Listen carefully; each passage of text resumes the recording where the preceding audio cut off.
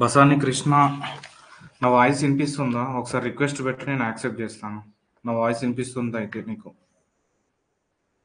కృష్ణ, లేకుంటే మెసేజ్ చేయండి. నా వాయిస్ క్లారిటీ ఉంది, నీకు అంత పర్ఫెక్ట్లీ ఓకే అయితే ఒకసారి చాట్లో ఓకే సార్ అని చెప్పి మెసేజ్ చేయండి. కృష్ణ, క్లారిటీ ఉందా నా voice? Clear sir. Okay Krishna. Krishna ఎప్పుడు జాయిన్ అయినావు? నువ్వు న్యూ క్యాండిడేట్ అనుకుంటా. Sir study. Fine, no issue. Banu,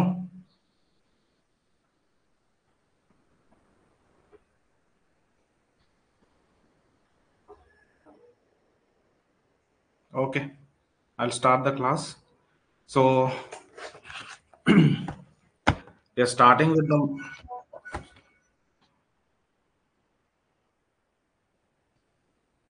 Banu, how are you?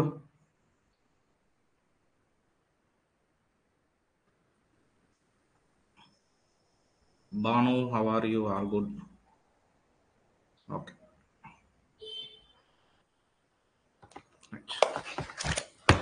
I'll start with the class. So సిఎంఆర్లో నేను లాస్ట్ క్లాస్ ఎక్కడ ఆపానంటే, నాకు తెలిసి డ్యూటీస్ అండ్ రెస్పాన్సిబిలిటీస్ అదొకటి వదిలేసి నేను ప్లాన్స్ అండ్ సెక్షన్ చెప్పాను నాకు గుర్తుంది. సో ఎవరైతే ఈ వీడియో చూస్తున్నారో ఓకే ఫైన్, 4 minutes అయిపోయింది ఆల్రెడీ. ఫైన్, 4 minutes తర్వాతనే మన క్లాస్ స్టార్ట్ అవుతుంది. ఎవరు జాయిన్ కావలేదని చెప్పి నేను కూడా వదిలేసాను. Yeah, so duties and responsibilities కాడ నేను ఆపేసి ఆ డ్యూటీస్ అండ్ రెస్పాన్సిబిలిటీస్ నేను చెప్పలేదు, ఎందుకనంటే అంత ఇంపార్టెంట్ కాదు, కానీ కొన్ని టర్మినాలజీ మాత్రం మనకు చాలా ఇంపార్టెంట్ అని చెప్పి ఆ వీడియో రికార్డ్ చేశాను ఆల్రెడీ. నేను లైవ్ సెషన్ లెక్క పెట్టలేదు. సో మైనింగ్ వర్కింగ్ మెథడ్స్ అనేది సిఎంఆర్ ప్రకారం ఎలా ఇంపార్టెంట్ ఉందో అని చెప్పి నేను ఇది లైవ్ సెషన్ పెట్టాలని చెప్పి ఆపేసాను. మిగతా ప్రీవియస్ దీన్ని అన్ని రికార్డ్ చేసేసాను, నేను అది అప్లోడ్ చేస్తాను. అట్ ద సేమ్ టైం ఇది లైవ్ సెషన్ కండక్ట్ చేసేసుకున్నాం. Okay, I will go with the class.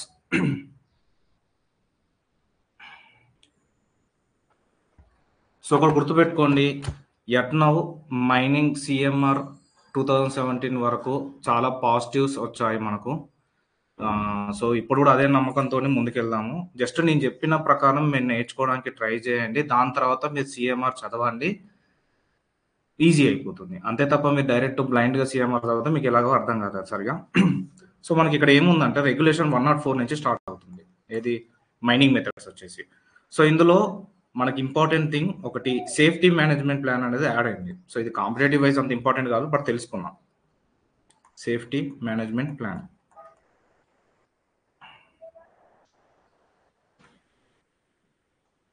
So safety management plan ఎవరు ఇస్తారు? Normally owner, agent, manager of the mine shall arrange safety management plan.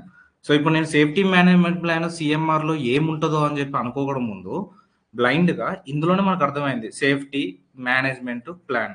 Simply అంటే ఏంటిది, ఒక worker యొక్క సేఫ్టీని ఎలా manage చేసుకుంటా ముందుకు వెళ్తున్నారు అని చెప్పి చెప్పడానికి సేఫ్టీ మేనేజ్మెంట్ ప్లాన్ అంటాం. అసలు వీళ్ళు ఏమేమి ఉంటాయి? ఒకటి ఏంటిది, health policies, safety and health policies ఒకటి ఉంటుంది policies.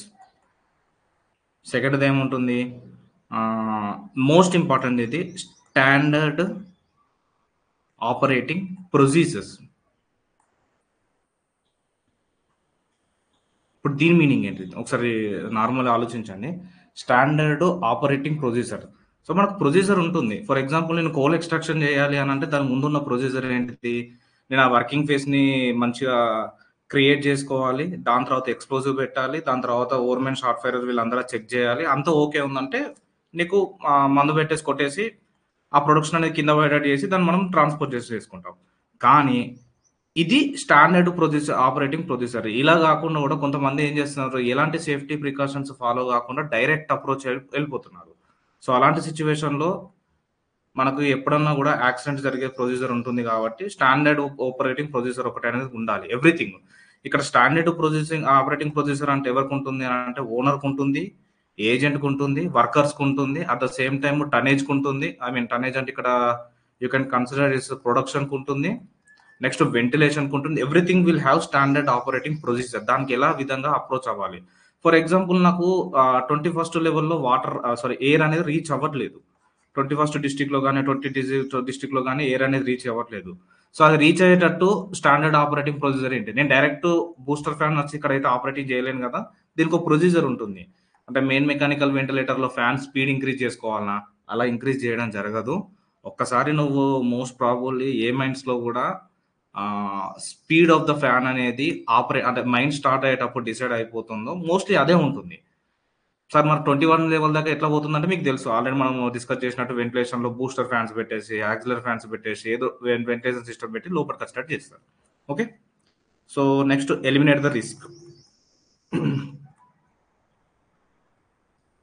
Next identify health and safety of person. So, దీని మీనింగ్ ఏంటిదంటే, ఫర్ ఎగ్జాంపుల్ ఇప్పుడు మనకు మైండ్ డిసీజెస్ ఉన్నాయి. లైక్ ఏంటిది? What are the mind diseases అని చెప్పి మనం మాట్లాడుకున్నాము.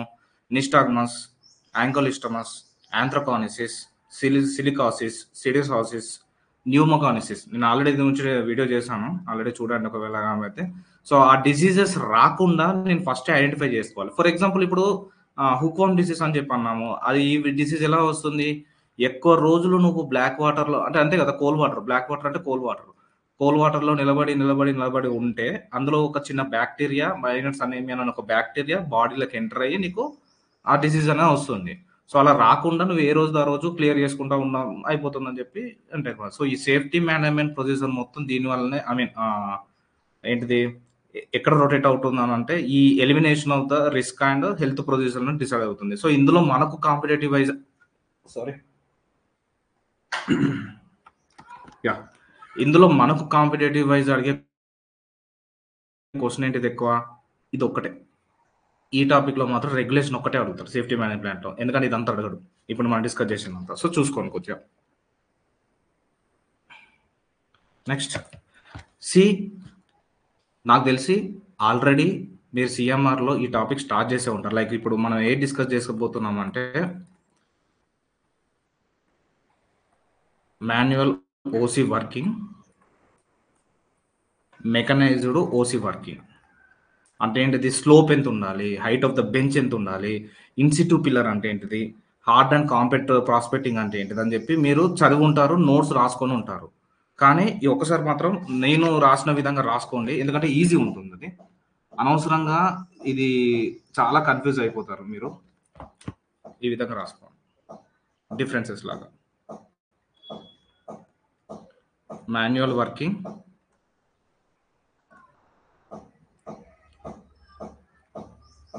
Next mechanised working. ఓకే.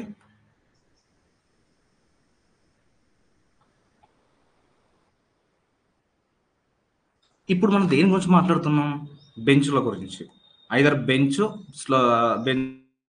యొక్క స్లోప్ గురించి మాట్లాడుతున్నాము. అంతే కదా? సో, ఫస్ట్ మాన్యువల్ వర్కింగ్ అంటే ఏంటిది? Manual working approach, mechanised working approach for benches. Benches అంటే ఏంటిది? ఇక్కడ ఓబీ, ఓవర్బర్డ్. ఓకే. ఓబీ అని బెంచ్‌ల గురించి మాట్లాడుతున్నాం. అవి ఎంత హైట్ ఉండాలి, వాటికి ఉండాలి అని. సో, ఇక్కడ మాన్యువల్ వర్కింగ్ అన్నారు, మెకనైజ్డ్ వర్కింగ్ అన్నారు. అసలు మాన్యువల్ వర్కింగ్ అంటే ఏంటిది ఇక్కడ? ఫర్ ఎగ్జాంపుల్ మాన్యువల్ వర్కింగ్ అంటే నేను చెప్తాను, రాసుకోండి ఒకసారి. మాన్యువల్ వర్కింగ్ మీన్స్ మినరల్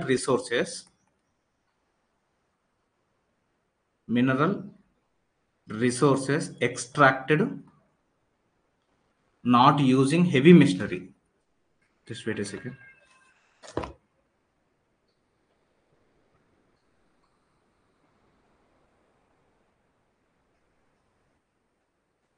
ఒక్క నిమిషం ఆగండి.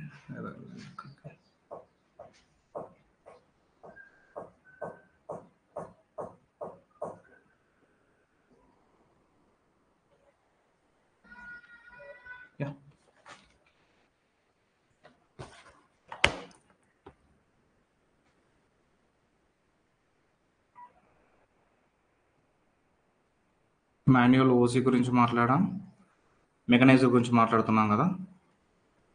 సో, ఇక్కడ మాన్యువల్ ఓసీ వర్కింగ్ ఎన్విరాన్మెంట్ అంటే ఏంటిదంటే mineral extracted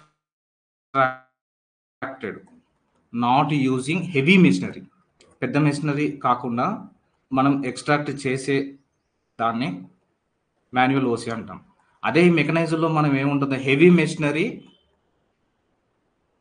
machinery plus advanced equipment. Okay, అంతే కదా. ఇప్పుడు నేను ఓబీ బెంచ్ గురించి మాట్లాడుతున్నాను. దేని గురించి? ఓవర్ బర్డన్ బెంచ్ గురించి మాట్లాడుతున్నాము, లేకపోతే బెంచెస్ గురించి మాట్లాడుతున్నాం. ఓపెన్ క్యాస్ట్లో బెంచ్ గురించి మాట్లాడేటప్పుడు ఆ స్లోప్ కానీ ఆ రిపోస్ యాంగిల్ అనేది ఈ ఉంటాయి కదా టర్మినాలజీ, ఇవన్నీ మనము రెండు విధాలుగా ఎక్స్ట్రాక్ట్ చేసుకుంటాం. ఒకటి మాన్యువల్, ఒకటి మెకనైజ్డ్. మాన్యువల్ అంటే ఏంటిది? ఇక్కడ mineral extracted not using heavy machinery. మరి ఏం యూజ్ చేస్తాం? హ్యాండ్, చిన్న డ్రిల్లింగ్ ఎక్విప్మెంట్స్, లేకుంటే షావెల్, చిన్న చిన్న ఎక్విప్మెంట్స్, పెద్ద పెద్ద మెషినరీస్ కాకుండా. ఓకే, ఇప్పుడు రాసుకోండి.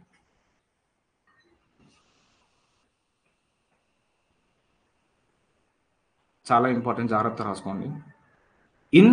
If bench approached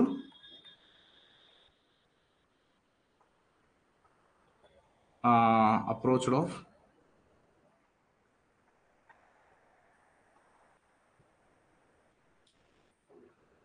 in alluvial soil or moram. తెలుసు కదా నార్మల్లీ. గుర్తుపెట్టుకోండి, ఇప్పుడు నాకు ఒక ఓబీ బెంచ్ ఉంది, లేకుంటే ఓపెన్ క్యాస్ట్లో బెంచ్ ఉంది. అది మూడు రకాలుగా ఉండొచ్చు, అంతే కదా. ఒకటి అల్యూవిలియం సాయిల్తో ఉండొచ్చు, లేకపోతే కోల్ గురించి ఉండొచ్చు, లేకపోతే హార్డ్ రాక్ అని ఉండొచ్చు, అంతే కదా. కోల్ అంటే ఇప్పుడు ఇది హార్డ్ రాక్ అనుకోకండి, ఇది లైక్ క్లే పార్టికల్. బెంచ్లు మూడు రకాలు ఉంటాయి. లైక్ ఏంటిది? ఒకటి అల్యూవిలియం సాయిల్తో ఉన్న బెంచ్ కావచ్చు, లేకపోతే కోల్ బెంచ్ కావచ్చు, లేకపోతే హార్డ్ రాక్తో ఉన్న బెంచ్ కావచ్చు, అంతే కదా. ఒకవేళ బెంచ్ వచ్చేసి అల్యూవిలియం సాయిల్ ఆర్ మురంతో ఉన్న బెంచ్ అయితే దాని స్లోప్ వచ్చేసి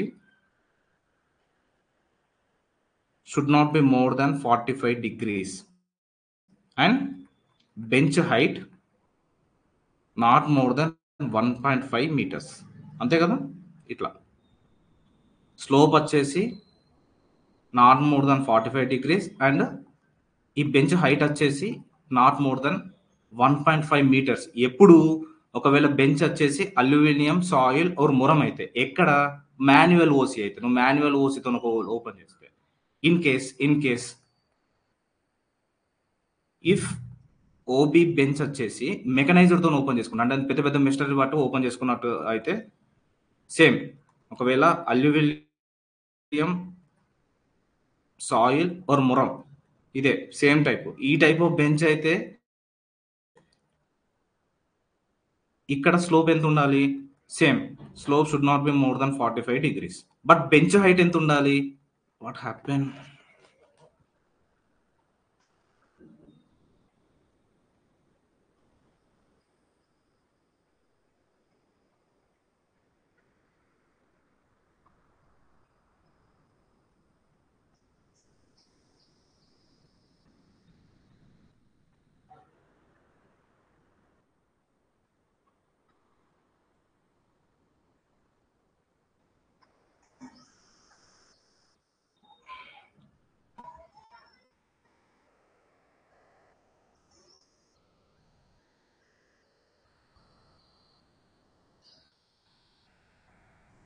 ఓకే,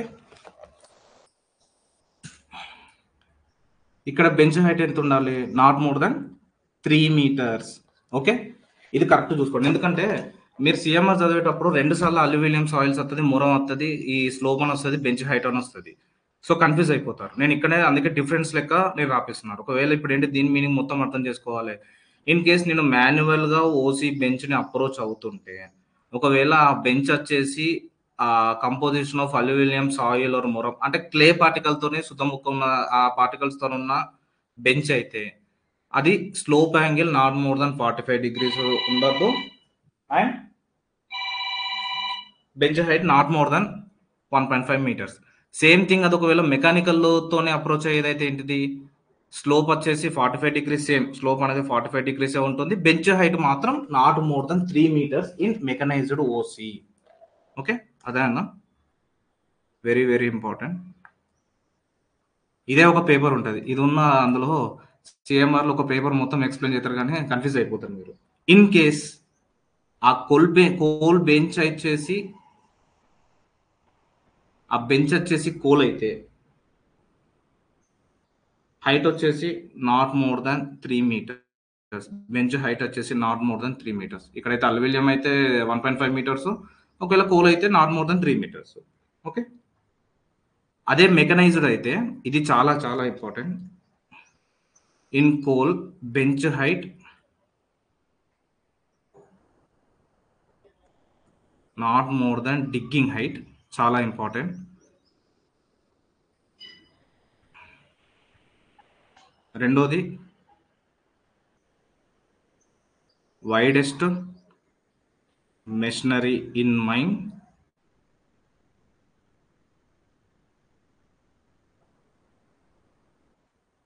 ప్లస్ 2 మీటర్స్. నేను చెప్తాను, ఫస్ట్ రాసుకోండి. లేదు అంటే నేను ఎక్స్ప్లెనేషన్ చేశాక మీకు ఏ విధంగా అర్థమైతే మీ రెస్టారెంట్ రాసేసుకోండి అంతే. 3 మీటర్స్ నేను చెప్తాను. ఓకే, సో ఫస్ట్ దాంతో నేను లేదు. In case manual OC coal bench అయితే అది నాట్ మోర్ దెన్ 3 మీటర్స్, బాగానే ఉంది.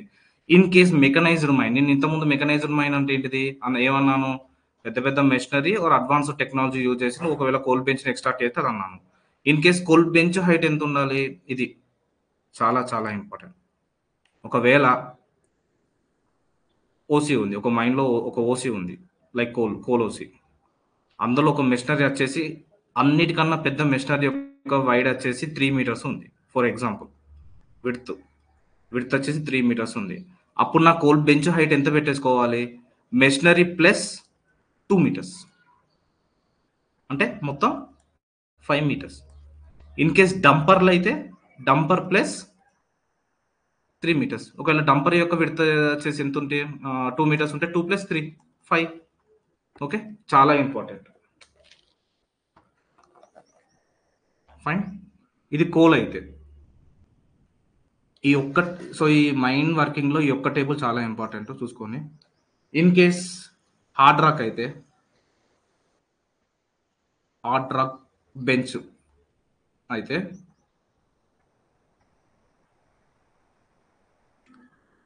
Bench height not more then 6 metres, అంతే. ఇది so this is the table. మీకు నేను ఆల్రెడీ మీకు బిగినింగ్ ఆఫ్ ద క్లాస్లోనే చెప్పాను, మీరు ఎంత షార్ట్గా నోట్స్ రాసుకుంటే అంత బెటరు, కానీ క్వాలిటీ ఉండాలని చెప్పి, అంతే కదా. సో ఈ 3 అనేది చాలా మంచిగా చూసుకోండి. ఇన్ కేస్ మీకు అర్థం కాకపోతే దాని తర్వాత నాకు మళ్ళీ అప్రోచ్ అవ్వండి, నాకు మెసేజ్ చేయండి మీకు ఎక్కడ అర్థం కాలేదు. ఆర్ ఎల్స్ నాకు మెసేజ్ చేసి కాల్ చేసినా పర్లేదు. నేను ప్రతి ఒక్కరికి కూడా అదే చెప్తున్నాను, నాతో మాట్లాడాలనుకున్నప్పుడు నాకు ఫస్ట్ మెసేజ్ చేయండి, నేను ఫ్రీ ఉంటే నేనే కాల్ చేసేస్తాను ఆ టైంలో అని చెప్పారు. సో మీకు ఏది అర్థం కాకపోయినా freely you can contact me. ఇంకొకటి ఇందులో మిస్ అయింది ఏంటంటే,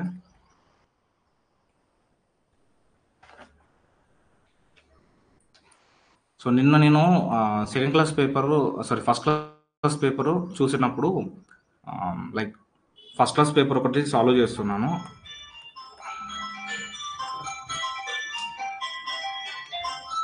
సాల్వ్ చేసినప్పుడు నాకు ఈ క్వశ్చన్ కనిపించింది.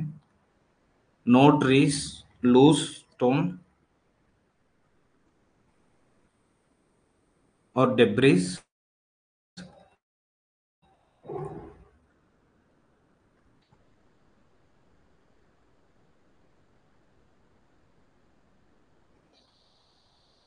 shall be allowed to remain within 3 meters of what's happening, ఎందుకు ఇలా జరుగుతుంది.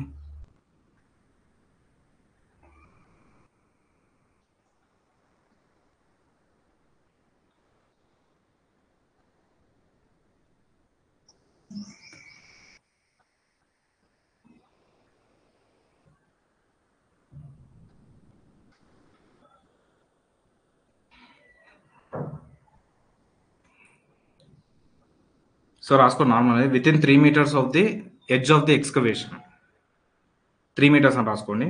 ఇది చాలా ఇంపార్టెంట్. నేను ఒక 2-3 times చూసాను. 3 meters of, I will not rate. 3 meters of excavation.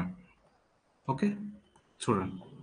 No trees, loose stone and debris, అంటే ఆకులు, ఎండిపోయిన ఆకులు కానీ లైక్ అట్లాంటి ఏదైనా ట్రీస్ కానీ స్టోన్స్ కానీ డెబ్రిస్ కానీ మనకు 3 మీటర్లకు లోపల ఉండకూడదు. ఎక్స్కవేషన్ ఎక్కడైతే నువ్వు ఎక్స్కవేషన్ చేస్తున్నావో దానికి 3 మీటర్ల లోపల అయితే ఉండకూడదు అని. సో మనకు ఇది ఒకటి ఇంపార్టెంట్ అని చెప్పాను కదా. నెక్స్ట్ ఇందులో బెంచ్ హైట్ మనకు తెలిసిందే, ఇది 3 మీటర్స్, ఇది ఒకటి ఇంపార్టెంట్ అన్నట్టు. ఇందులో నేను ఎక్కువసార్లు చూసింది డంపర్ది. ఏదైతే రెడ్ మార్క్తో ఇండికేషన్ చేస్తున్నానో అది ఇంపార్టెంట్. మళ్ళీ వెనక పోయి మీరు చూడండి ఒకసారి. ఫైన్.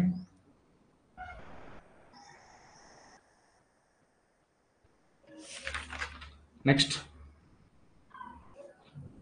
Spoil banks. సో ఎంతమందికి స్పాయిల్ బ్యాంక్స్ అంటే ఏంటి తెలుసు? సో చాలా మంది స్పాయిల్ బ్యాంక్స్ అంటే ఏదో అనుకుంటున్నారు. జస్ట్ రాసుకోండి ఒకసారి. ఇది just piles of OB, piles of OB or excess material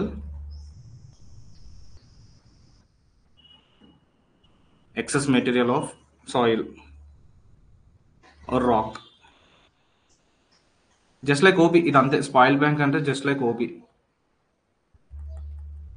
మీరు ఏం చేస్తారంటే స్పాయిల్ బ్యాంక్స్ అంటే ఏంటంటే జస్ట్ లైక్ OB, ఇది లైక్ ఏంది ఇలా ఉంటుంది, జస్ట్ లైక్ OB అంతే. ఓకే, సో మీకు ఇంకా క్లారిటీ రావాలంటే ఇది నెట్లో కొట్టండి ఒకసారి, ఇంటర్నెట్లో కొట్టేసి స్పాయిల్ బ్యాంక్స్ ఆఫ్ మైనింగ్ అని ఆఫ్ ఓసీ అని చెప్పి కొట్టేసి మన కింద వెబ్ ఇమేజ్ అని ఉంటాయి కదా, ఇమేజ్ ఓపెన్ చేస్తే మీకు ఆటోమేటిక్ అర్థమైపోతుంది. చూడండి ఒకసారి. ఓకే, దీంట్లో ఒక టర్మినాలజీ మీకు అర్థం కావాలి, angle of repose. Angle of repose దీని మీనింగ్ ఎంతమంది తెలుసు? యాంగిల్ ఆఫ్ రిపోజ్ సింప్లీ మీకు అర్థమయ్యేటట్టు నేను చెప్తాను, బికాస్ మీకు ఇది టర్మినాలజీ కోసం మీరు ఎతికే ఉంటారు కానీ మీకు అర్థం కాకపోవచ్చు. ఫర్ ఎగ్జాంపుల్ ఇది గ్రౌండ్, నేను ఇక్కడ సాయిల్ పార్టికల్ ఉంది, సాయిల్ ఉంది అంటే నా చేతి ద్వారా సాయిల్ని కిందికి వేస్తున్నా. సో మనకు సముద్రంలో కూడా ఇసుకతో ఆడుకున్నప్పుడు పైన నువ్వు ఇలా సాయిల్ అనేది పైనుంచి వేస్తూ ఉంటావు. ఓకే, సాయిల్ నిడిచిపెట్టినప్పుడు ఇది ఒక యాంగిల్తోనే ఇలా ఫామ్ అవుతుంది కుప్పలాగా. దాని తర్వాత ఇప్పుడు ఎప్పుడన్నా నువ్వు పైనుంచి సాయిల్ వేసినప్పుడు అది ఈ విధంగా కుప్ప ఫామ్ అవుతుంది తప్ప ఈ విధంగా అవుతుందా? లైక్ ఈ విధంగా, ఈ విధంగా, ఈ విధంగా ఇలా అయితే కాదు కదా. సేమ్ మనకు ట్రయాంగులర్ షేపుల్లో అయితే కదా. దాని తర్వాత నువ్వు ఎంత సాయిల్ వేసినా కూడా అది కిందికి జారిపోద్ది, అది ఇలా కిందికి జారిపోద్ది తప్ప అది నీకు ఇలాంటి షేప్లల్లా ఫామ్ కాదు, అంతే కదా. ఇసుక నువ్వు పైనుంచి వేసినప్పుడల్లా. సో ఇప్పుడు the maximum angle it can hold, అంతే కదా. ఇప్పుడు ఇక్కడ ఒక యాంగిల్ ఫామ్ అయింది కదా, ఆ యాంగిల్ ఫామ్ అయ్యేదాన్ని యాంగిల్ ఆఫ్ రిపోజ్ అంటాం. దాని తర్వాత నువ్వు ఎంత ఇసుక వేసినా కూడా అది యాంగిల్ అనేది ఫామ్ కాదు, వేరే యాంగిల్ అనేది ఆ ఫామ్ కాదు. ఇప్పుడు డెఫినేషన్ రాసుకో. Steepest angle, steepest angle at which material, ఇక్కడ మెటీరియల్ అంటే మనకు సాయిల్ అనుకో, మెటీరియల్ రిమైన్స్ కాన్స్టెంట్ అన్న స్టేబుల్ అని రాసుకోలేకపోతే వితౌట్ కొలాప్సింగ్, అంతే కదా, వితౌట్ కొలాప్సింగ్, అంతే కదా. ఇది ఒక యాంగిల్ ఫామ్ అయ్యాక నువ్వు ఎంత తీసుకేసినా కూడా ఇది పగిలిపోదు, దీనికి ఇలా జారిపోయి కిందికి ఇట్లా వేరే కుప్పలాగా ఫామ్ అవుతుంది తప్ప దానికి ఏం ఎఫెక్ట్ ఉండదు కదా. అది యాంగిల్ ఆఫ్ రిపోజ్ అంటాం. సో ఒకవేళ స్పాయిల్ బ్యాంక్స్లో యాంగిల్ ఆఫ్ రిపోజ్ ఎంత ఉంటుంది? Not more than 37.5 degrees should be maintain. చాలా చాలా చాలా important. So angle of repose అంటే మీకు మీనింగ్ చెప్పాను. So angle of repose of spoil bank, angle of repose of spoil bank ఎంత ఉండాలి? Not more than 37.5 degrees. Next second step ఏంటి? ఇక్కడ సెకండ్ ఇంపార్టెంట్, స్పాయిల్ బ్యాంక్ యొక్క బెంచ్ హైట్. స్పాయిల్ బ్యాంక్ యొక్క height వచ్చేసి జనరల్గా అయితే it should not be more than 30 meters, 30 మీటర్ల కానీ ఎక్కువ ఉండొద్దు. క్యాజువల్గా అయితే స్పాయిల్ బ్యాంక్స్లో దీని హైట్ వచ్చేసి సో నేను అన్నాను కదా ఇప్పుడు ఇది ఇలా దీని హైట్ వచ్చేసి should not be more than 30 metres. But ఒకవేళ మోర్ దెన్ 30 మీటర్స్ ఉంటే it should be benched. It should be benched. ఏమన్నాను, యాక్చువల్గా అయితే నాట్ మోర్ దెన్ 30 మీటర్స్ ఉండాలి. కానీ ఇన్ కేస్ 30 మీటర్స్ కన్నా ఎక్కువ పెట్టుకునే సిచ్యువేషన్ వస్తే దాన్ని బెంచ్ ఫార్మేషన్ చేసుకోవాలి. ఇలా బెంచెస్ అనేది అయ్యేటట్టు చేసుకోవాలి. ఓకే, ఇందులో కూడా ఒక ప్రొవిజన్ ఉంది. ఇన్ కేస్ 30 మీటర్ల కన్నా ఎక్కువ బెంచ్ అనేది చేసుకునే సిచ్యువేషన్ వస్తే it's ratio should not be more than 1 vertical to 1.5 horizontal. అంటే ఏంటిదంటే 1:1.5. ఎంతమందికి ఇప్పుడు దీని మీనింగ్ అర్థమైంది? చాలా మందికి ఇప్పుడు మనకు గ్రేడియంట్లో కానీ అక్కడ ఇక్కడ కానీ 1:1.5, 1:1.5 అట్లా ఇట్లా టర్మినాలజీ చాలా కనిపిస్తుంది. ఇప్పుడు దీని మీనింగ్ ఏంటిది? 1 వర్టికల్ టు 1.5 హారిజంటల్ అంటే మీనింగ్ ఏంటిది రాసుకో. For every 1 meter of vertical height,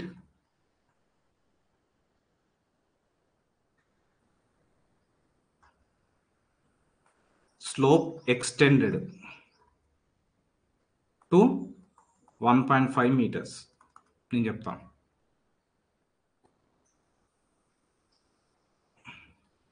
ప్రతి 1 మీటర్ హైట్ ఇది వర్టికల్ హైటే కదా. వర్టికల్ హైట్ 1.1 మీటర్ వచ్చేసి మెయింటైన్ అనుకున్నప్పుడు దాని స్లోప్ వచ్చేసి 1.5 మీటర్స్ హారిజంటల్ ఇదే కదా పెట్టేసుకోవాలి, ఎక్స్టెండ్ చేసుకోవాలి స్లోప్ అనేది. ఓకే, అంటే జనరల్లీ ఇలాంటి కేసులలో పాసిబుల్ అవుతాయి. నీకు 1 మీటర్ హైట్ చేసుకున్నప్పుడు దాని బెంచ్ స్లోప్ వచ్చేసి ఇలా 1.5 మీటర్స్ ఎక్స్టెండ్ చేసుకోవాలి. ఇది కరెక్ట్. సో ఎందుకంటే మనం చాలా వరకు అర్థం కాని టర్మినాలజీనే చదువుకొని దాన్ని బట్టి పట్టడం ట్రై చేస్తాం. ఎందుకు బట్టి పట్టడం? టైం ఉంది కాబట్టి, మనకు చాలా టైం ఉంది కాబట్టి, ఇంకా మన అప్లికేషన్లే స్టార్ట్ కాలేదు కాబట్టి. సో డోంట్ వరీ, దాని గురించి ఏం ప్రాబ్లం లేదు. ఫస్ట్ మనకు అర్థమైన విధంగా ఈజీ ఫామ్గా గుర్తుపెట్టేసుకుందాం, తర్వాత will go in other way. Okay, next toe of bench. Bench అంటే ఇక్కడ spoil banks. Toe of spoil banks shall not extend to any point not more than 100 meters of mine opening. Next to railways, next to public roads.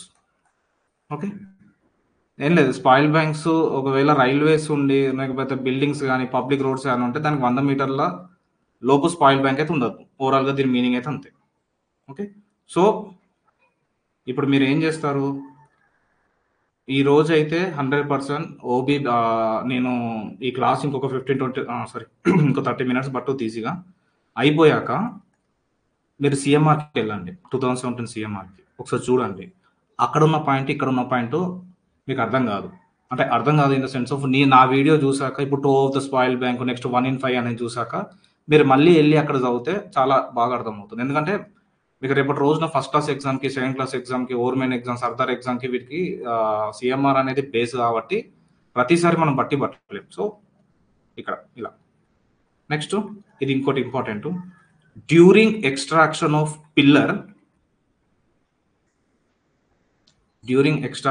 Pillar, no splitting. Next reducing of pillar. Next heightening of the gallery. Heightening of galleries shall be affected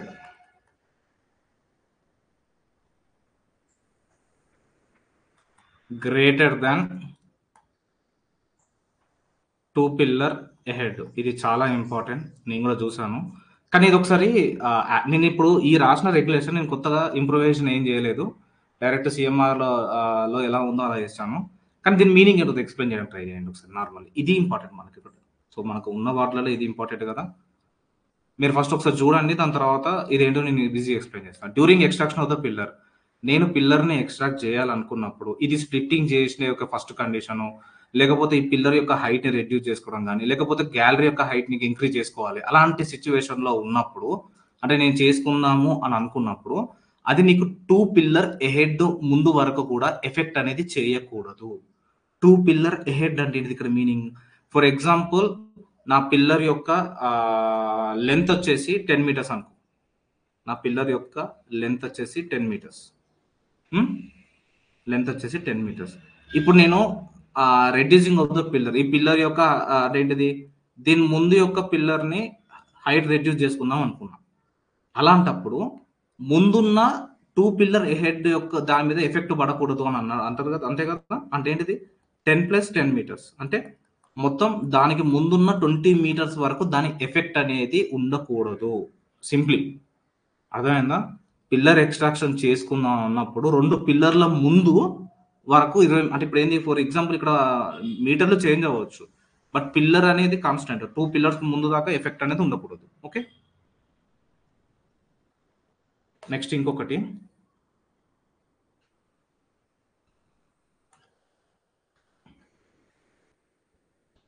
wear pillar extraction begins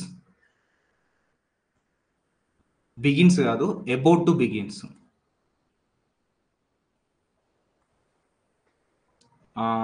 same such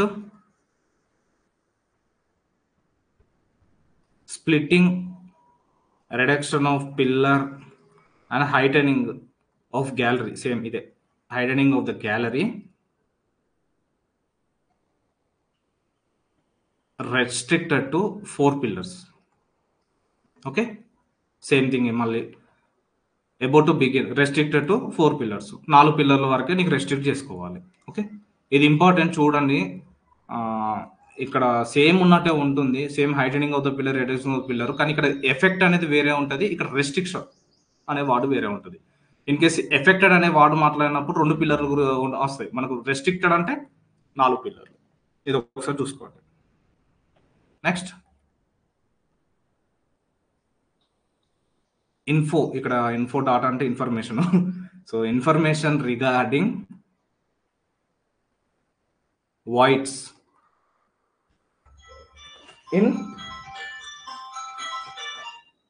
in extraction or stowing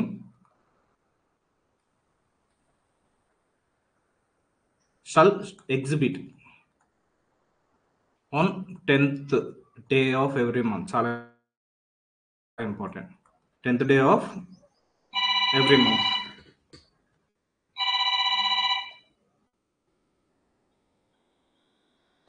Tenth day of every month.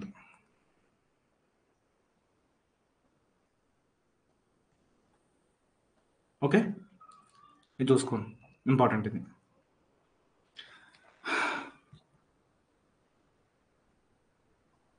So ఎంతసేపు class start అయ్యి మనకు around 36 minutes అయింది. Okay, will continue, no issue. Next ఇది important ఒకటి, చాలాసార్లు మీకు ఈ word కనిపించవచ్చు, pointing of contravention during inspection. సింపుల్గా చెప్తాను, ఒకసారి వినండి. దీని మీనింగ్ ఏంటిదంటే, simply pointing of contravention during inspection అంటే, మనకు చీఫ్ ఇన్స్పెక్టర్ సడన్ గా లోపలికి ఇన్స్పెక్షన్కి వస్తాడు కదా అప్పుడప్పుడు మైన్స్కి. ఇన్స్పెక్షన్కి వచ్చినప్పుడు ఎవరైతే లైక్ ఎంప్లాయీస్ ఉన్నాడు, ఎంప్లాయీస్ వచ్చేసి యాక్ట్ కానీ రెగ్యులేషన్ కానీ పట్టించుకోకుండా పని చేస్తే, ఫర్ ఎగ్జాంపుల్ ఏంటిది, according to the acts and regulations rules ప్రకారానికి మన ఎంప్లాయీ వచ్చేసి వర్క్ చేసేటప్పుడు హెల్మెట్ పెట్టుకోవాలి. Like one of the regulation వచ్చేసి హెల్మెట్ అనేది కంపల్సరీ ఉండాలి, లేకుంటే షూ అనేది కంపల్సరీ ఉండాలి. కానీ ఎంప్లాయీ వచ్చేసి షూ వేసుకోకుండా లేకపోతే హెల్మెట్ పెట్టుకోకుండా ఉన్నట్టు ఉండి చీఫ్ ఇన్స్పెక్టర్ కి దొరికితే అది మనము పాయింటింగ్ అవుట్ ఆఫ్ కాంట్రవేషన్ అంటాం. అంటే అంతే కదా, ఇక్కడ కాంట్రవర్షన్ అంటే యాక్ట్ కును, ఇక్కడ కాంట్రవర్షన్స్ అంటే ఎగనెస్ట్ యాక్ట్స్ అండ్ రూల్స్కి ఎగనెస్ట్ ఉన్న యాక్ట్స్కి ఎగనెస్ట్ వెళ్ళడం అనేది. సో ఇలాంటి కేసులలో మనకు ఒకటి ఉంటుంది రెగ్యులేషన్, ఏంటిదంటే chief inspector and regional inspector inspection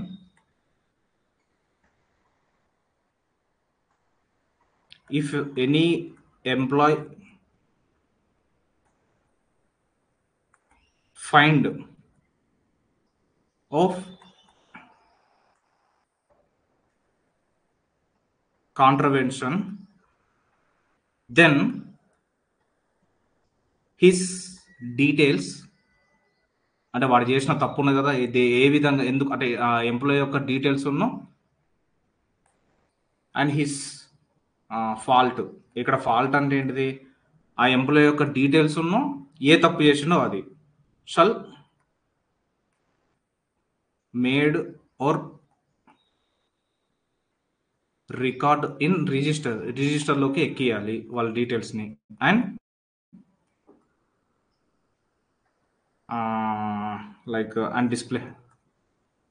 and display on notice board. ఇది ఇంపార్టెంట్ మనకు, మనం ఇంత ముందాక మొత్తం డిస్కస్ వచ్చింది ఇది.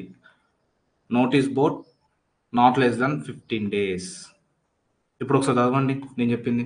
During chief inspector and inspector inspection, if any employee find out of contravention, అంటే ఏదైనా తప్పు చేస్తూ దొరకడం కానీ రూల్స్కి రెగ్యులేషన్కి ఎగనెస్ట్గా ఉండి దొరికినట్లయితే వాని డీటెయిల్స్ మొత్తం మనం రికార్డ్ చేయాలి, ఎందులో రిజిస్టర్లో రాయాలి. ఏది లైక్ ఉంటాయి రిజిస్టర్లు కొన్ని, ఆ రిజిస్టర్లో రాయాలి. అట్ ద సేమ్ టైము ఆ పర్సన్ యొక్క డీటెయిల్స్ ఎందుకు తప్పు చేస్తున్నావు అనేది నోటీస్ బోర్డు మీద నాట్ లెస్ దాన్ 15 days వచ్చేసి మనం డిస్ప్లే చేయాలి. అర్థమైందా? ఇది ఇంపార్టెంట్. నెక్స్ట్ ఎప్పుడు చీఫ్ ఇన్స్పెక్టర్ ఇక్కడ ఇన్వాల్వ్మెంట్. నెక్స్ట్ దీని తర్వాత స్టెప్ ఏంది, overmen agent manager not more than 15 days from date of entry in register take action and fine, take action and not less than 3 years maintained. నేను చెప్తాను రాసుకున్నాను sir, record maintained. So ఇక్కడ ఏమంటున్నాడు, first స్టెప్లో మనకు chief ఇన్స్పెక్టర్కి ఉన్న ఇన్స్పెక్టర్కి inspection చేసినప్పుడు ఎవరైనా దొరికితే వాడిని not less than 15 days notice board మీద చూపించాలని అన్న. నెక్స్ట్ స్టెప్ ఏంది, ఇప్పుడు అయిపోయింది, నోటీస్ బోర్డు మీద డిస్ప్లే చేసిన తర్వాత ఏంది, overmen agent manager of the mind ఆ నాట్ మోర్ దాన్ 15 days అసలు ఎందుకు తప్పు జరిగిందని ఆ పర్సన్ని అడిగి ఆ డీటెయిల్స్ మన రిజిస్టర్లో ఎంటర్ చేస్తాం కదా, ఎంటర్ చేసిన నాట్ మోర్ దాన్ 15 రోజులు. ఫర్ ఎగ్జాంపుల్ నేను 1st April రోజు ఎంటర్ చేశా, ఏంటిది ఈ పర్సన్ ఈ తప్పు చేసిందని చెప్పి నేను 1st April ఎంటర్ చేస్తా. నెక్స్ట్ అప్పుడైతే నెక్స్ట్ ఏంది 15th April లోపు నువ్వు యాక్షన్ తీసుకోవాలి. వాడైతే ఏదైతే తప్పు చేసిండో దాని మీద యాక్షన్ తీసుకోవాలి. ఆ తీసుకున్న డీటెయిల్స్ మొత్తం మళ్ళీ రిజిస్టర్ రాస్తాం కదా, ఆ రిజిస్టర్ మాత్రం మనము 3 సంవత్సరాలు మినిమం మెయింటైన్ చేసుకోవాలి. అర్థమైందా? మినిమం మెయింటైన్ చేసుకోవాలి. తప్పు చేయకండి, జాగ్రత్తగా వినండి, అర్థమవుతుంది. ఓకే, ఇక్కడ 3 న్యూమరికల్స్ వచ్చాయి. ఫస్ట్ న్యూమరికల్ ఏంటిది 15 days, not less than 15 days, not more than 15 days. ఇక్కడ జాగ్రత్తగా చూసుకోండి, నేను ఎక్కడ నాట్ లెస్ దాన్ రాస్తున్నా, ఎక్కడ నాట్ మోర్ దాన్ రాస్తున్నా. నాట్ లెస్ దాన్ ఎక్కడ రాసిన, చీఫ్ ఇన్స్పెక్టర్ దగ్గర. ఓవర్మెన్ ఏజెంట్ యాక్షన్ ఎప్పుడు తీసుకోవాలి, నువ్వు డేట్ ఎంట్రీ చేసిన కాడ నుంచి 15 రోజుల లోపు, డేస్ 15 రోజుల లోపు నువ్వు యాక్షన్ తీసుకోవాలి. నెక్స్ట్ ఏంటిది, ఆ రికార్డ్స్ వచ్చేసి 3 సంవత్సరాలు మెయింటైన్ చేసుకోవాలి. Okay, next we have multi-section and contiguous SIMs.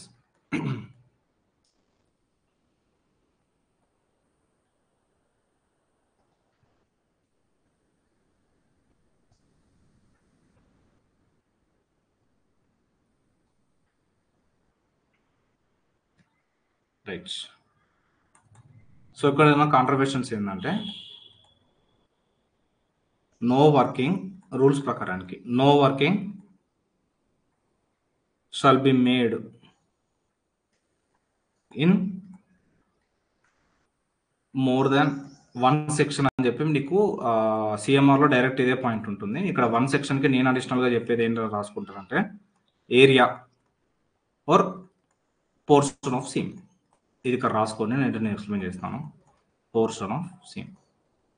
For example మీరు ఇది 9 మీటర్లు ఉందనుకోండి మనకు వర్కింగ్ వచ్చేసి. సో దీన్ని నేను 6 మీటర్లు 3 మీటర్లు చేసుకునే దాన్ని పార్టీషన్ అంట, అంతే కదా. అదే 9 మీటర్లు నేను డివైడ్ చేసుకుంటా ఉంటే అది 6 మీటర్లు 3 మీటర్లు చేసుకుంటే అది పోర్షన్ ఆఫ్ ద సీమ్ అని అంట, అంతే కదా. ఫర్ ఎగ్జాంపుల్ ఏరియా వచ్చేసి 9 మీటర్లు అయితే అది పోర్షన్ ఆఫ్ ద సీమ్ వచ్చేసి 6 మీటర్లు 3 మీటర్లు వేసుకో, లేకుంటే 5 మీటర్లు 4 మీటర్లు వేసుకుంటాం, మొత్తానికి అయితే 9. బట్ నువ్వు ఇక్కడ ఎత్తావు, మరి ఇక్కడ ఏం మెన్షన్ చేశాడు? No working shall be made in more than one section. More than one section, okay. More than one section without prior info of chief inspector. అర్థమైందా? ఇప్పుడు ఒకసారి చదవండి ఒకసారి. నో వర్కింగ్ అట, వర్కింగ్ 9 మీటర్లు has made in to more than one section, 2 section లెక్క divide చేయొద్దట. ఎప్పుడు డివైడ్ చేయొచ్చట? Without prior information to chief inspector. Chief inspector permission తీసుకోకుండా నువ్వు అది ఎక్స్ట్రాక్షన్ మాత్రం చేసుకోవద్దు, అంతే కదా. Next, chief inspector permits. If chief inspector permits, chief inspector మాత్రం పర్మిషన్ ఇచ్చిండట, then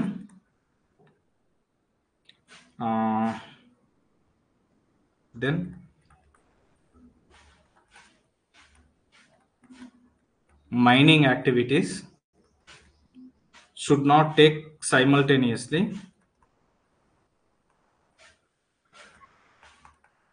in 2 different seams in 9 meters. నేను చెప్తా, రాసుకోండి ఒకసారి. ఇది ఫస్ట్ స్టెప్ ఏంది? ఇక్కడ no working shall be made. ఇది అర్థమైపోయింది మీకు. ఫర్ ఎగ్జాంపుల్ నేను 9 మీటర్లు వచ్చేసి నా సీమ్ అయితే దాన్ని నేను పార్టీషన్ చేసుకోవాలి అని అనుకుంటే చీఫ్ ఇన్స్పెక్టర్ పర్మిషన్ తీసుకోవాలనేది first step. If chief inspector permits అయినా కూడా mining activities should not take simultaneously in 2 different seam within 9 meters. ఇక్కడ దీని మీనింగ్ ఏంది? ఫర్ ఎగ్జాంపుల్ నేను 9 మీటర్ల వరకు నేను నా సీమ్ అని చెప్పి నేను అన్నా. మైనింగ్ యాక్టివిటీ మాత్రం ఒకేసారి 2 సీమ్లలో చేయొద్దు. నేను 6 మీటర్స్ 3 మీటర్లు అని చెప్పి డివైడ్ చేసిన. ఇప్పుడు 6 మీటర్స్ లో చేస్తే 3 మీటర్స్ లో చేయొద్దు మైనింగ్ యాక్టివిటీస్. ఏదన్నా కానీ ట్రాన్స్పోర్టేషన్ కానీ, ఎక్స్ట్రాక్షన్ కానీ, వైడనింగ్ కానీ, ఏ యాక్టివిటీ, ఏ మైనింగ్ యాక్టివిటీ కూడా ఒకేసారి 2 సీమ్ లో మాత్రం చెయ్యకూడదు. ఇన్ కేస్ ఆ సీమ్ లో 9 మీటర్ డిస్టెన్స్ లోపు ఉంటే. ఇది కరెక్ట్, మీరు తెలుసుకోవాల్సింది ఇది ఇందులో. Next, inclination of 2 seams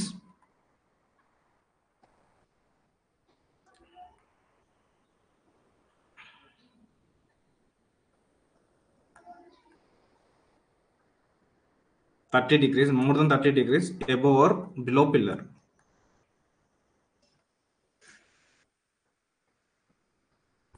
okay, ఏమంటున్నాడు? ఒకవేళ నువ్వు 2 సీమ్లలో లైక్ ఏంటిది వర్కింగ్ చేయాలనుకున్నాను, 2 సీమ్లలో నువ్వు వర్కింగ్ చేయాలి అనుకున్నప్పుడు పిల్లర్ ఎబోవ్ కానీ బిలో కానీ మోర్ దెన్ 30 degrees మనం మెయింటైన్ చేసుకోవాలి. చాలా ఇంపార్టెంట్ అబ్బా ఇది. నేను ఎక్కువసార్లు చూసాను. ఈ కాంటిగ్యూస్ సీమ్స్ వచ్చినప్పుడు, 2 సీమ్స్ వచ్చినప్పుడు దాని యాంగిల్ ఎంత ఉండాలి? 30 degrees. ఓకే, నెక్స్ట్ ఇది కూడా చాలాసార్లు వచ్చిన question. Partnering between any 2 seams not less than 3 meters in thickness. మీరు ఎన్ని స్టార్లు పెట్టుకున్నా తప్పులేదు దీనికి, ఎన్ని స్టార్లు పెట్టుకున్నా అస్సలు తప్పులేదు ఈ ఒక్క పాయింట్కి.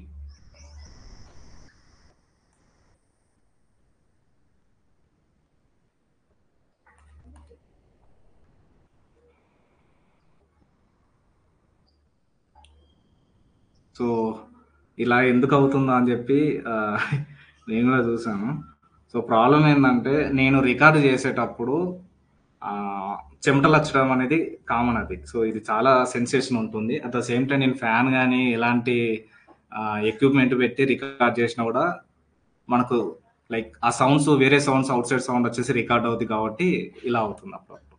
సో చెమటలు పడుతున్నాయి దీని మీద. ఓకే, థిక్నెస్ ఇది మీరు ఎన్ని స్టార్లు పెట్టుకున్నా అస్సలు తప్పలేదు. ఈ 3 meters అనేది చూసుకో. థిక్నెస్ సేమ్ అదే నార్మల్ ఏం లేదు. ఇప్పుడు 9 మీటర్ల డిస్టెన్స్ ఉన్నప్పుడు ప్రతి ఫర్ ఎగ్జాంపుల్ చూసుకోండి, ఇప్పుడు ఈడ పిల్లర్ ఉంది, ఈడ పిల్లర్ ఉంది, ఇక్కడ 3 పిల్లర్లు ఉన్నాయి. ఇది 3 మీటర్ థిక్నెస్ లేకపోతే ఆపయి. ఈ పిల్లర్స్ అన్నది ఆపది, కొలాప్స్ అనేది జరుగుతుంది. ఈ multi seams and contiguous seam. So ఇప్పుడు ఇందులో కాంపిటేటివ్ వైజ్ నేను ఎక్కువ సార్లు చూసిన క్వశ్చన్ ఏంటంటే, మల్టీ సీమ్ ఆర్ కాంటిగ్యూస్ సీమ్ అనేది ఎప్పుడు అంటాము? ఎప్పుడైతే 9 మీటర్ల కన్నా ఎక్కువ గానీ మినిమం 9 మీటర్ల డిస్టెన్స్ తో థిక్నెస్ తో ఉన్న థింగ్ ఏదైతే ఉంటుందో దాన్ని కాంటిగ్యూస్ సీమ్ అంటాం. అది జరిగినప్పుడు దాని ఇంక్లినేషన్ ఎంత ఉండాలి? 30 డిగ్రీలు. థిక్నెస్ ఒకవేళ నువ్వు పార్టనింగ్ చేయాలి అని అనుకున్నప్పుడు ఈ 9 మీటర్లని minimum thickness of the each seam ఎంత ఉండాలి? 3 మీటర్ల డిస్టెన్స్. That's it. ఇంకేం అవసరం లేదు దీంట్లో. 9 మీటర్లు, 3 మీటర్లు, 30 డిగ్రీలు is important for contiguous seam. Fine. Next,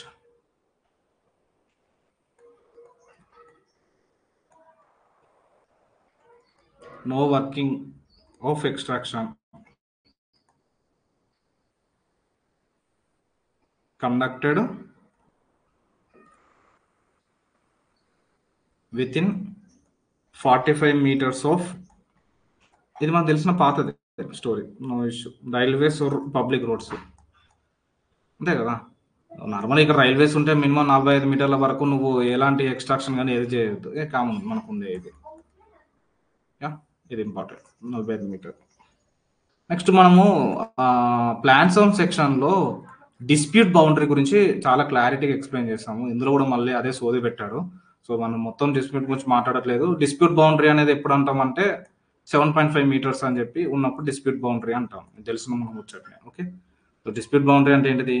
రెండు మైన్స్ యొక్క సేమ్ ఏరియా. ఇక్కడ ఒక మైన్ 1 ఉంది, మైన్ 2 ఉంది.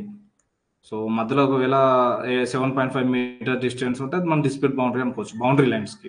ఓకే. సో ఇంకొకటి నేను బ్లైండ్గా చెప్పేది ఏంటిదంటే, ఇక్కడ ఎక్కడన్నా మీకు లైక్ క్వశ్చన్స్ కొన్ని వస్తాయి. ఏదో క్వశ్చన్ వచ్చేసి అందులో 7.5 meters, 7.5 meters, 12.5 meters, 12.5 meters, 11 meters, 11 meters, 1 meter, 1 meter అని చెప్పి క్వశ్చన్ వస్తుంది. అది ఆ క్వశ్చన్ నాకు గుర్తులేదు, బట్ నేను చాలాసార్లు ఒక 4-5 సార్లు చూసాను. సో అలాంటి వచ్చినప్పుడు ఎక్కడ నీకు 7.5 మీటర్స్, 7.5 మీటర్స్ అంటే బ్లైండ్గా పెట్టేసేయండి, ఏమైనా ఏం చేయలేదు దానికి. సో క్వశ్చన్ నాకు గుర్తులేదు, నేను ఎప్పుడు క్వశ్చన్ ఉన్నప్పుడు గుర్తుపెడతాను, బట్ బ్లైండ్ అప్రోచ్ మాత్రం 7.5 పెట్టేసేది. ఏది తెలియనప్పుడు నేను చెప్పింది మాత్రం ఫాలో అవ్వండి. నేను అలా టిప్స్ చెప్తాను కొన్ని. మీరు ఎగ్జామ్కి వెళ్ళిపోయే ముందు ఒక 15 days 20 days, ఐ మీన్ మీరు ఎగ్జామ్కి వెళ్ళే 10 days 15 days బిఫోర్ నేను ఒక 50 బిట్స్ వరకు కొన్ని బ్లైండ్గా అప్రోచ్ అంటే నీకు క్వశ్చన్ మీద మొత్తానికి అవగాహన లేదు, ఆ క్వశ్చన్ నీకు మొత్తానికి రాదు, ఆ 4 వెళ్ళి ఏదో ఒకటి పెట్టాలి నువ్వు. అది ఏది పెట్టాలి, ఏ విధంగా దాన్ని చూడాలి అనేది నేను చెప్తాను. ఓకే.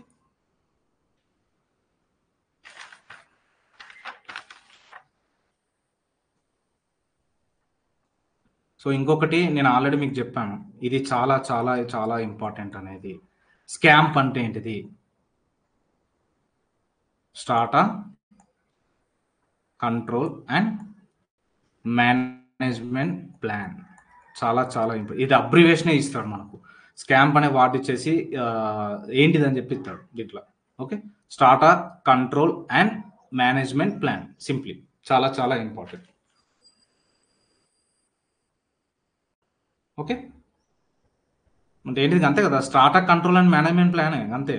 సో దీంట్లో మనకు ఉన్న ప్రొవిజన్ ఏంటంటే, owner, agent, manager of mine at least 30 days before commencement of operation shall copy support plan to regional inspector.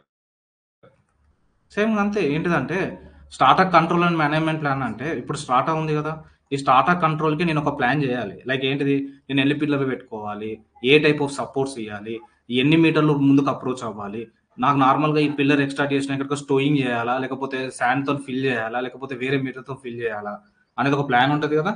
ఆ ప్లాన్ అంటే ఏంటిది, ఇక్కడ చూడండి, owner, agent, manager of the mine at least 30 days before. అంటే ఏంటిది, నువ్వు ముందు ఇప్పుడు ఇక్కడ వరకు అయిపోయింది, నెక్స్ట్లో ఇది స్టేజ్ 1, ఇక్కడ ఎక్స్ట్రాక్షన్ జరిగింది, ఇది స్టేజ్ 2, ఇక ఇది ఈరోజు ఏంటిది June 4th.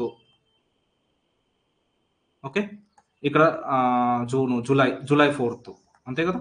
జూన్ 4th వరకు ఈ రోజు ఇక్కడికి అయిపోతుంది. కానీ ఈ రోజే ఏ రోజు జూన్ 4th రోజే జూలై 4th వరకు నువ్వు ఏ విధంగా అప్రోచ్ అవుతున్నావు అన్న ప్లాన్ అనేది నీ దగ్గర ఉండాలి. అట్‌లీస్ట్ 30 డేస్ అంటే దాని మీనింగ్ ఏంది? రాబోయే 30 రోజుల యొక్క ప్లాన్ నీ దగ్గర ఉండాలి అనేది. ఇప్పుడు ఓనర్, ఏజెంట్, మేనేజర్ ఏం చేస్తాడు? ఆ ప్లాన్ వచ్చేసి ఎవరికి ఇస్తాడు? రీజనల్ ఇన్స్‌పెక్టర్‌కి ఇస్తాడు. సింప్లీ. మనం దీనికన్నా ఎక్కువ పోకండి. ఇందులో కాంపిటీటివ్ వైస్ అడిగిన క్వెషన్ ఏంటంటే స్కామ్. స్కామ్‌కి అబ్రివియేషన్. ఈ 30 డేస్ అనేది కూడా నేను ఎక్కువ సార్లు చూడలేదు. బట్ స్కామ్ అనేది చాలా సార్లు చూసాను. చూడండి ఒకసారి. ఓకే. నెక్స్ట్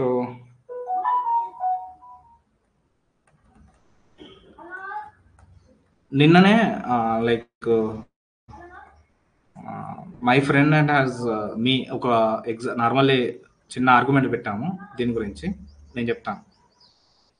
స్టీప్ వర్కింగ్ అని ఎప్పుడు అంటామంటే ఎప్పుడైతే మనకు 30 డిగ్రీల కన్నా ఎక్కువ ఉంటే దాన్ని స్టీప్ వర్కింగ్ అనుకోవచ్చు simple.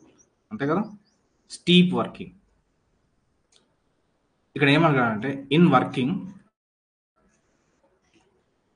Working of mind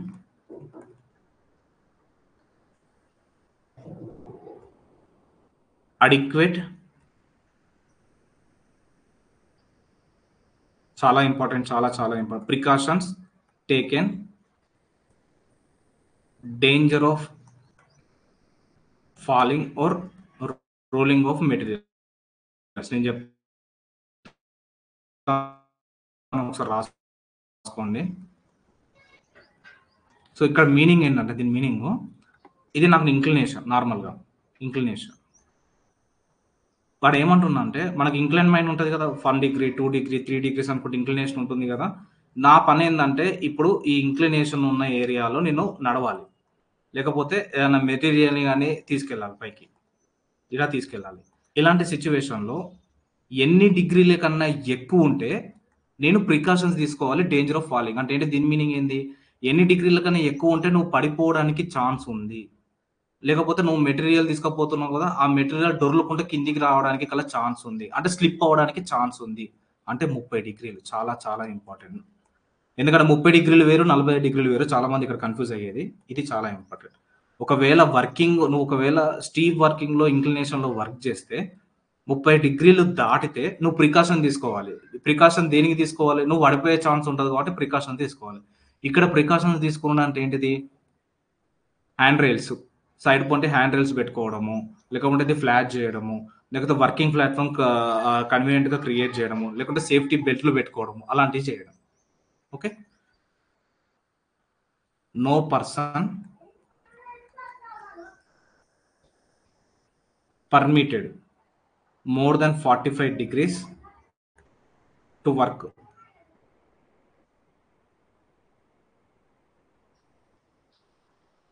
in any place more than 45 degrees unless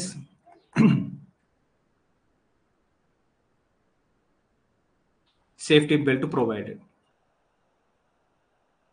okay. చూడండి, ఇది నువ్వు పడిపోయే ఛాన్స్ ఉంది కాబట్టి నువ్వు ప్రికాషన్స్ తీసుకోవాలి అని చెప్పి మాట్లాడుతున్నాడు. ఎప్పుడు 30 డిగ్రీలు దాటితే. కానీ సెకండ్ దాంట్లో ఏంటిది? అసలు నువ్వు ఆ వర్కింగ్ ఎన్విరాన్మెంట్లో వర్క్ అసలు చేయొద్దు. ప్రికాషన్స్ తీసుకున్నా కూడా నువ్వు చెయ్యొద్దు. ఎప్పుడు చేయొద్దు? 45 డిగ్రీలు దాటితే చేయొద్దు. కానీ ఇక్కడ ఏంటిది? సేఫ్టీ బెల్ట్ ఉంటే మాత్రం చేసుకోవచ్చు. ఇక్కడ సేఫ్టీ బెల్ట్ అంటే మీరు అనుకునే టైప్లో ఉండదు, కొంచెం డిఫరెంట్ ఉంటుంది.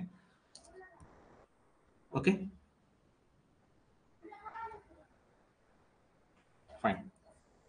ఈ రెండు చాలా ఇంపార్టెంట్, దాన్ని మిస్టేక్ చేయకండి. నెక్స్ట్ మనకి ఇక్కడ సర్దార్ గురించి ఒకటి ఉంది. ఎగ్జామినేషన్ లేకపోతే ఇక్కడ ఇన్స్పెక్షన్ రాసుకో. ఇన్స్పెక్షన్ ఆఫ్ రాదు, బై వస్తుంది. Inspection by Sardar. ఇక్కడ ఏం చెప్తున్నాడంటే Sardar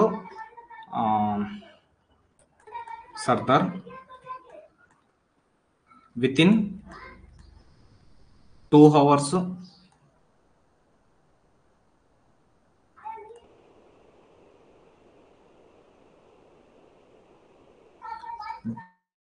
before commencement of work in shift, inspect every part of mine, every in every okay in every part of mine.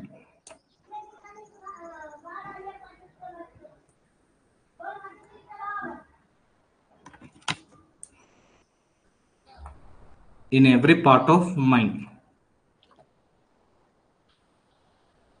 ఇక్కడ ఎవ్రీ పార్ట్ ఆఫ్ మైన్ అంటే ఏంటిది? అన్ని రోడ్ వేస్ అవుతాయి, నెక్స్ట్ రూఫ్ సైడ్స్ అవుతాయి, presence of gas,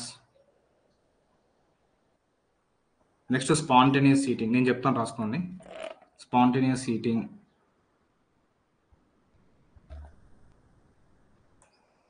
and Sardar in every 4 hours inspect in shift timings. ఇది చాలా పెద్ద statement, కానీ సింపుల్గా నేను రాపిస్తున్నాను చూడండి ఒకసారి. ఇక్కడ మనకు 2 థింగ్స్ వచ్చాయి. ఇక్కడ 2 అవర్స్ వచ్చాయి, నెక్స్ట్ ఇక్కడ ఎవ్రీ 4 అవర్స్ అని వచ్చాయి. దీని మీనింగ్ ఏంటో చెప్తానండి. సర్దార్ అట ఏంటిది, నువ్వు ఒక వర్క్ స్టార్ట్ అవ్వే ముందు 2 గంటల ముందు ఇన్స్పెక్ట్ చేయాలి. అంటే వర్కర్స్ ఇప్పుడు ఈ పర్టికులర్ షిఫ్ట్లో వర్కర్స్ వచ్చేసి ఈ పర్టికులర్ ఏరియాకి వస్తారు కదా, లెవెల్ 1, 2 సీమ్కి వెళ్తారు కదా, వర్కింగ్ ఏరియాకి ఎక్కడైతే నువ్వు ఎక్స్ట్రాక్షన్ చేయాలో ఆ వర్కర్స్ వెళ్ళే ముందు 2 అవర్స్ బిఫోర్ వచ్చేసి నీకు సర్దార్ వచ్చేసి ప్రతి ఆ షిఫ్ట్ ఏరియాలో ఇన్స్పెక్ట్ చేయాలి. దేనికోసం ఇన్స్పెక్ట్ చేయాలి? రోడ్ వేస్, నెక్స్ట్ రూఫ్ సైడ్స్ కి, నెక్స్ట్ ప్రజెన్స్ ఆఫ్ గ్యాస్, ఏదైనా గ్యాస్ ఉందా, స్పాంటేనియస్ హీటింగ్ జరిగే ఛాన్స్ ఉందా లేదా అని చెప్పి వర్క్ జరిగే 2 గంటల ముందు చెక్ చేసుకోవాలి. దాని తర్వాత ఏమన్నా నెక్స్ట్ అన్నాడు, ఓకే ఏం లేదు, వర్కర్స్ వచ్చారు, వర్క్ స్టార్ట్ చేశారు. వర్క్ స్టార్ట్ చేసినప్పుడు షిఫ్ట్ టైమింగ్స్ వచ్చేసి ఫర్ ఎగ్జాంపుల్ 12 అవర్స్ షిఫ్ట్ అయితే ప్రతి 4 గంటలకు ఒకసారి మళ్ళీ వెళ్ళి చెక్ చేసుకోవాలి. ఏంటి, మళ్ళీ ఇదే సేమ్ థింగ్. ఓకే, ఇది before commencement of the work, ఇది after commencement of the work. Commencement అంటే ఏంటిది? బిఫోర్ అంటే వర్క్ జరిగే ముందు. ఆఫ్టర్ కమెన్స్మెంట్ అంటే ఏంటిది? వర్క్ స్టార్ట్ అయ్యాక. ఓకే, సర్దార్ ఇక్కడ 2 గంటల బిఫోర్ ఏదైతే వర్క్ చేస్తున్నామో దానికి 2 గంటల బిఫోర్ వచ్చేసి ఇన్స్పెక్ట్ చేయాలి. ఏమి ఇన్స్పెక్ట్ చేయాలి? అక్కడ గ్యాస్ ఉందా, స్పాంటేనియస్ హీటింగ్ ఉందా, రోడ్ వేస్ కరెక్ట్ ఉన్నాయా అనేది ఇన్స్పెక్ట్ చేయాలి. దాని తర్వాత ఏంది, షిఫ్ట్ టైమింగ్స్ లో ప్రతి 4 గంటలు ఒకసారి చూసుకోవాలి. ఒక 8 గంటలు అయితే మినిమం 2 సార్లు పోవాలి, 12 గంటలు అయితే 3 సార్లు వెళ్ళాలి. Okay right.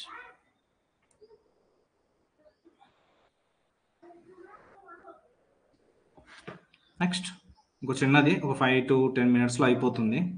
కొద్దిగా ఓపికతో చూడండి. బికాస్ ఐ నో ఒక క్లాస్ని మనం 30 నిమిషాల కన్నా ఎక్కువ వినలేము. అట్ ద సేమ్ టైం ఇది సిఎంఆర్, మనం 30 నిమిషాల కన్నా ఎక్కువ విన్నా కూడా పిచ్చిలేస్తుంది. కానీ మనం ప్రిపేర్ అయ్యేది కాంపిటేటివ్ ఎగ్జామ్కి కాబట్టి ఇప్పుడు కొద్దిగా ఓపికతోని చూస్తేనే మనకు అర్థమవుతుంది. లేదు అని అంటే ఎలాగో ఈ వీడియో మనం రికార్డింగ్ చేసి మనం అప్లోడ్ చేస్తాము, సో అప్పుడైనా చూసేసుకో, no issue. No person shall work or travel on any footpath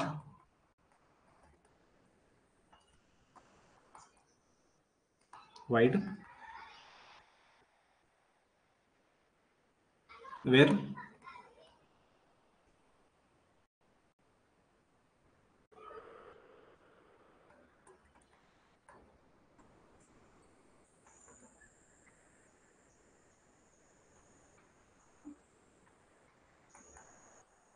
నేను చెప్తాను, ఒకసారి చూడండి.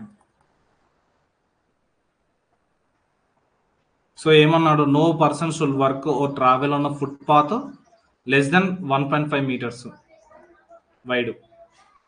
ఫుట్పాత్ ఒకవేళ లెస్ దాన్ 1.5 meters ఉన్నప్పుడు నువ్వు వర్క్ చేయొద్దు. పర్సన్ ఎప్పుడు పడిపోతారట? మోర్ దెన్ 1.8 meters ఉన్నప్పుడు పడిపోతారట. నార్మల్గా విడ్త్ ఆఫ్ ద ఫుట్పాత్ వచ్చేసి 1.5 meters ఉంటే అసలు నడవద్దు. Actual no person shall work or travel ఉన్న footpath if less than 1.5 meters. 1.5 meters కన్నా ఫుట్పాత్ తక్కువ ఉంటే నడవద్దు యాక్చువల్గా. ఒకవేళ 1.8 meters కన్నా ఎక్కువ ఉంటే పడిపోతాం. Okay next,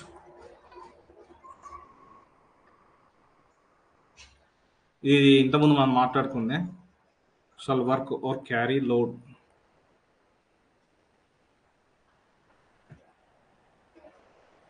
along a road or footpath having inclination more than 30 డిగ్రీలో. అంతే, సేమ్ థింగ్. 30 డిగ్రీల కన్నా ఎక్కువ ఉన్నప్పుడు నువ్వు లోడు ఏంటిది వర్క్ చేయొద్దు. సింప్లీ మనం ఇంతకుముందు మాట్లాడుకున్నట్టు వర్క్ చేయొద్దు. నెక్స్ట్ లోడ్ కూడా తీసుకెళ్ళొద్దు.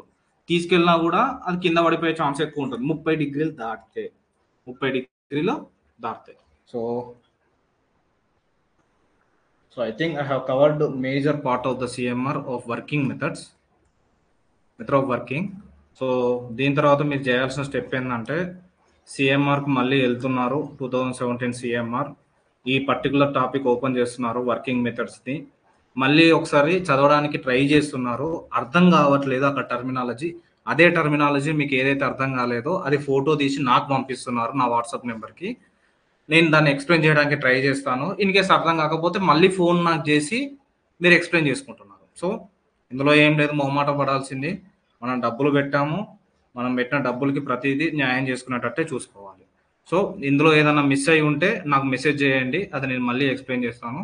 బట్ మోస్ట్ ప్రాబబుల్లీ నేను ఏదైతే కాంపిటేటివ్ వైజ్ ఈజీగా ఉంటుందో, కాంపిటేటివ్ వైజ్ ఎక్కువ క్వశ్చన్స్ వచ్చాయో వాటి మీదనే ఫోకస్ చేశాను ఇందులో. మిగతాది ఏదైతే, ఎందుకంటే ఇప్పుడు ఇది మనకు 5 to 6 పేజెస్ ఉన్నాయి. బట్ మనము ఇప్పుడు ఇదంతా రాసుకుంటే ఓన్లీ 2 పేజెస్ అవుతాయి అంతే. మరి మిగతా 3 పేజెస్ ఏంటంటే హియర్ ఇంగ్లీష్లో టర్మినాలజీ వాడు ఎక్స్టెండ్ చేయడానికి ట్రై చేశాడు, కానీ మనకు పెద్ద అవసరం లేదు competitive wise. Okay, so this is all about CMR 2017 mining methods. So నేను మళ్ళీ ఒకవేళ స్కెడ్యూల్ చేస్తే ఒక 1 hour 2 hours తర్వాత స్కెడ్యూల్ చేస్తాను. ఇంట్రెస్ట్ ఉన్న వాళ్ళు రండి. సో భాను ఓకే, శ్రీకృష్ణ, సాయి వంశీ ఒకసారి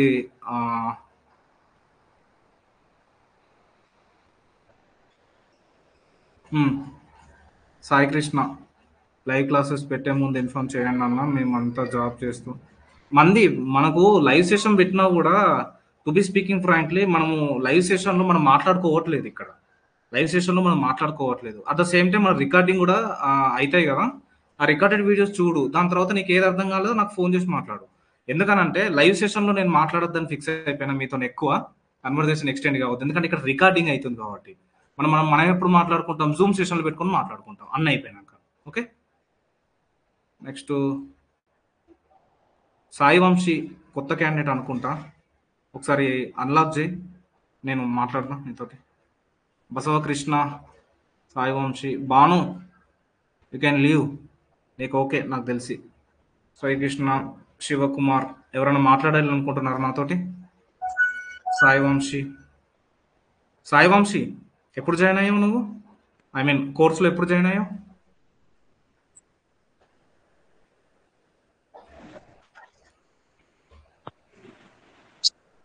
సార్ ఎప్పుడు జాయిన్ అయ్యావు కోర్సులో? ఎన్ని రోజులు అయినా జాయిన్ అయ్యి? పాత క్యాండిడేట్ 28th లో జాయిన్ అయినా సార్. 28th అంటే మొన్న 28th 1 week అయిందా? అవును sir. Okay, don't worry, we're here. నువ్వు ఏదన్నా ఫ్రీగా మాకు ఫోన్ చేసి అడగచ్చు. ఎందుకంటే ఆల్రెడీ ఇక్కడ బాను కొంతమంది మాకు ఫ్రీ అయిపోయారు already 1 month back 1.5 month back నుంచి. సో నువ్వు టెన్షన్ పడాల్సిన అవసరం ఏం లేదు. ఏది అర్థం కాకపోయినా కూడా నువ్వు డైరెక్ట్ మాకు ఫోన్ చేయొచ్చు, నో ఇష్యూ. బసవకృష్ణ, ఇంకేమైనా మాట్లాడాలా సాయి వంశీ నాతోటి? లేదు సార్. ఓకే ఓకే, బసవకృష్ణ నువ్వు కూడా కొత్త క్యాండిడేట్ అనుకుంటా. You want to speak to me? So ఏం లేదు, ఎవరైనా మాట్లాడాలనుకుంటే అన్లాక్ చేయండి.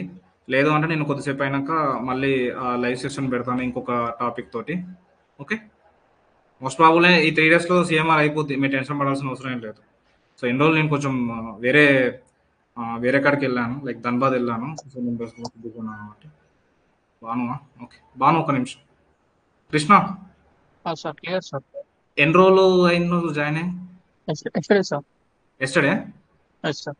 సో నువ్వు చూడడం స్టార్ట్ చేసావు కావచ్చు, కొంచెం కన్ఫ్యూజింగ్ ఉంటుంది, తప్పులేదు. సో టెన్షన్ పడాల్సిన అవసరం లేదు. మనకు ఎట్లా నోటిఫికేషన్ పడ్డది కానీ అక్కడ అఫీషియల్గా అప్లికేషన్స్ తీసుకోవడం స్టార్ట్ చేయలేదు. ఎగ్జామ్ అయితే ఉంటుంది 100%. మనకు టైం దొరికిందని చెప్పి అనుకోరు, అంతే తప్ప అనవసరంగా అది పడతలేదు కదా, అది లేదు కదా నోటిఫికేషన్ అని చెప్పి బయట చిల్లరగా చాలా మాట్లాడతారు. నీ అన్ని పట్టించుకోకండి. మనం సబ్జెక్ట్ గెయిన్ చేసుకున్నాం కాబట్టి నువ్వు టెన్షన్ పడకు. మెల్లగా చూడడం స్టార్ట్ చేయి, నీకు అర్థం కాకపోతే ఏది స్టార్ట్ చేయాలో అర్థం కావట్లేదు సార్ అని అంటే నువ్వు నాకు మెసేజ్ చేయు పర్సనల్గా, నేను నీకు చెప్తాను. ఓకే, సిఎంఆర్ తో స్టార్ట్ చేసాను already. Study CMR classes start చేశాను. స్టార్ట్ చేసావా CMR? So starting abundant mining అవి అయితే జాగ్రత్తగా చూసుకొని నేను చెప్పినట్టు, బికాస్ మీకు సిఎంఆర్ బయట ఎవడు కూడా క్లారిటీగా చెప్పరు, చోట్ల కన్ఫ్యూజింగ్ అయిపోతుంది. సో మీరు టెన్షన్ పడాల్సిన అవసరం లేదు, ఏది అర్థం కాకపోయినా నాకు చెప్పండి. Okay sir, thank you. Okay okay. Banu ఏదో మాట్లాడాలనుకుంటున్నావా? బసవ కృష్ణ అయిపోయింది కదా, బసవ కృష్ణ